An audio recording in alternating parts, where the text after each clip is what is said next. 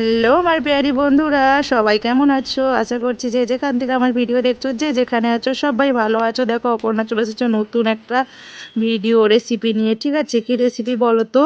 তো বাঁধাকপি সোয়াবিন দিয়ে তো আমি কি বানাবো সেটা তোমরা ভিডিওটা দেখতে দেখো, ভালো লাগবে। আর এই বাঁধাকপি সোয়াবিনের রেসিপিটা যদি একবার খেয়ে থাকো তো বারবার খেতে মন চাইবে। রুটি ভাত সবের সঙ্গেই খেতে ভালো লাগবে। যারা ভাত খেতে পারো না, রুটি খেতে পারো না, তো এইভাবে বানিয়ে নেবে বাঁধাকপি। যারা খেতে পছন্দ করো না তাদেরকেও বলছি, অনেকে সয়াবিন খেতে পছন্দ করে না, তো এইভাবে বানিয়ে নেবে। খেতে অপূর্ব অপূর্ব অসাধারণ টেস্ট লাগে, অনায়াসে একতলা ভাত চলে যাবে। ঠিক আছে, চলো ভিডিওটা দেখতে থাকো, স্কিপ না করে ভিডিওটা দেখো। আশা করি ভিডিওটা ভালো লাগবে। ছোট্ট একটা ভিডিও, আর রেসিপি তো তোমাদেরকে দেখানো হবে যেভাবে সেইভাবে। অতটা অল্প টাইমে কি রেসিপি তৈরি হয়?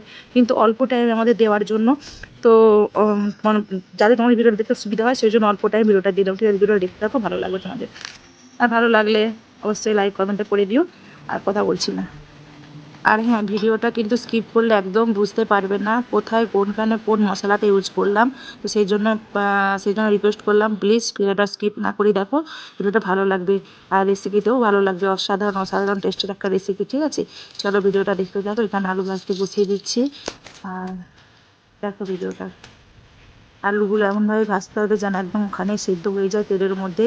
তো তেলটা একটু প্রথমে বেশিই দিলাম আমি। তার জন্য আলু ভেজে নামিয়ে নিয়েছি। তেল কিন্তু আমি কমিয়ে দেবো, এতটা তেল ইউজ করবো না, যেহেতু ছেঁকে ছেঁকে করছি তো সেই জন্য একটু তেলটা প্রথমে বেশি দিলাম। দেখো সয়াবিনটাও ভাজা হয়ে গেলো। চলো চলো, আর দেখো তোমরা ভিডিওটা, আর দেখো টেক্সচার তেলটা আমি কমিয়ে নিচ্ছি। তো কী কী মশলা ইউজ করবো সেটার জন্য ভিডিওটা তোমরা দেখতে থাকো, ভালো লাগবে। প্রথমেই কিন্তু বাঁধাকপিটা ভাপিয়ে নিয়েছিলাম আমি, লবণ হলুদ দিয়ে ভাপিয়ে একটু জল দিয়ে ফিরে গিয়েছিলাম। হ্যাঁ, আর এটা কিন্তু নিরামিষ, একদম আমিষ নয়, নিরামিষ রেসিপিটা।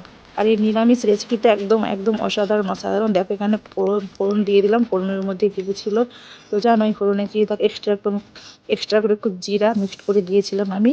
তো দেখো এখানে ফোড়নের পরে ফোড়নটা ভাজা ভাজা হয়ে গেছে, সেন্ট উঠে গেছে ফোড়নে। তো আমি তো করে গেছি, তোমরা তো আর সেন্ট পাচ্ছ না। তো আমাদেরকে তো ওইভাবে অল্প টাইমেই দিতে হয়। তো কেটে কাটে তো এখানে টমাটোটা আগে দিতে হবে, টমাটোটা আগে দিলে তবে টেস্টটা ভালো লাগবে। তো লঙ্কা হলুদ যে যার স্বাদ মতো যে যেরকম ঝাল খাবে সেরকমভাবে লঙ্কা হলুদ নিয়ে লঙ্কা নিয়ে নেবে। তো চলো দেখো এখানে পেস্ট বানিয়ে নিয়েছি। এখানে দেখো টমাটোটা আবার গলে গেছে। টমাটোটার মধ্যে একটু নুন দিয়ে দিয়েছিলাম, মানে লবণ না দিলে না টমাটোটা গলে যায় না, অনেক টাইম লাগে, তো লবণ দিলে তাড়াতাড়ি গলে যায়। হ্যাঁ দেখো এখানে দেখো টমাটোর পরে আমি লঙ্কা হলুদের পেস্টটা দিয়ে দিলাম, তারপরে দেখো সরষার পেস্ট পেস্ট। ঠিক আছে, তো একবার অবশ্যই করে তোমরা বানিয়ে দেখো, তো তোমাদেরও ভালো লাগবে আশা করছি। আমাদের তো ভালো লাগে, আমি তো বানিয়ে থাকি অনেক রকম স্টাইলে। এটা কিন্তু আলু সেদ্ধ হয়ে গেছে, তো তোমাদের দেখিয়ে দিলাম। তো একবার ট্রাই করে দেখতে পারো। ঠিক আছে, যেহেতু সর্ষে পোস্ত দেওয়া আছে সেই জন্য বেশি কষিয়ে নেব না। আর হ্যাঁ, যেভাবে বাঁধাকপি ডুমো ডুমো কেটেছিলাম, যেভাবে আলু কেটেছিলাম ওইভাবেই কিন্তু কাটবে, না হলে না সবজিটা ভালো লাগবে না। আর তো দেখে, আর সোয়াবিন তো ওইভাবে ভেজালে কি হয়, সোয়াবিনের মধ্যে লবণটা ঢুকে যায়, যে একটু লবণ হলুদ দিয়ে দিলে সোয়াবিনের কালারটাও সুন্দর থাকে আর সোয়াবিনটা টেস্টও ভালো লাগে। ওই জন্য একটু লবণ হলুদ দিয়ে সোয়াবিনটা গরম জল দিয়ে ভিজে অল্প টাইম দিলে ভেজানো হয়ে যাবে। তো দেখো এখানে বাঁধাকপিটা দিয়ে দিলাম। তো এটাও মানে একটু ভালো মানে সুন্দরভাবে এপিট ওপিট করে নেব, কষানো হয়ে যাবে। সেভাবে একদম কষিয়ে নিলে যেহেতু পোস্ত দেওয়া আছে না, তো সেই জন্য কমই কষানো হবে, তারপরে গরম জল দিয়ে দেবো।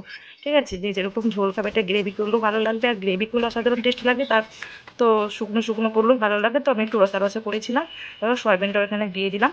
তো চলো দেখো কেমন হয়েছে, অবশ্যই করে কমেন্ট করে বলুন। ঠিক আছে, সবই আমার কষাতে কষাতে সেদ্ধ হয়ে গেছে। তো এইভাবেও রেখে দিতে পারো, এইভাবেও খেতে পারো। ঠিক আছে, জলটা নাও দিতে পারো, তবে তোমরা যদি মনে করো তো একটু চিনি দিয়ে দেবে। তো তার চিনি দিলে আর একটু টেস্টটা ভালো হয়। যে আমি কোনো সবজিতেই চিনি দিই না, সেই জন্য আমি চিনিটা অ্যাভয়েড করে চলি। তো দেখো পড়াটা একটু ইরিটেট করছে, ক্যামেরা যেহেতু একা ক্যামেরা করছি না, স্ট্যান্ডের মধ্যে রাখতে ভুলে গিয়েছিলাম। তো ব্যস্ততার মধ্যে থাকি সবসময়, জানোই তো। তো সেই জন্য স্ট্যান্ডে রাখতে ভুলে গিয়েছিলাম, তো হাতে নিয়েই করছিলাম, তো এক হাতেই নিই, সেই জন্য পড়াটা একটু এদিক এদিক করছে। তোমরা একটু ম্যানেজ করে দেখে নিও। ঠিক আছে, তো চলো, ভিডিওটা কেমন লাগলো বলবে।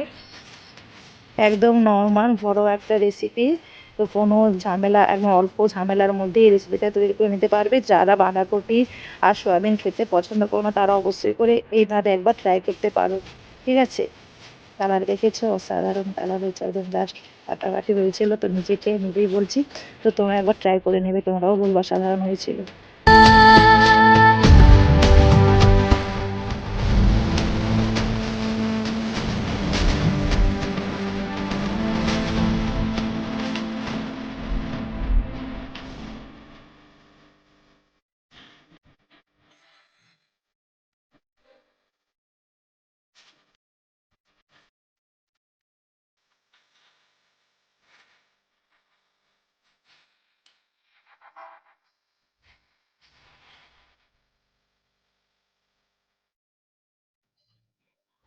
দেখো এখানে আমার রান্নাবান্না কমপ্লিট হয়ে গেছে। আর দেখতে যেই জিনিসটা ভালো লাগে খেতে তো অবশ্যই ভালো লাগবে। কালার দেখেছো, অসাধারণ কালার হয়েছে, একদম অসাধারণ কালার। ঠিক আছে, এতটা সময় আমাকে দেওয়ার জন্য অসংখ্য অসংখ্য ধন্যবাদ। অনেক অনেক ভালোবাসা, অনেক ভালোবাসা। সবাই ভালো থেকো, সুস্থ থেকো, সাবধানে থেকো। Thanks for watching.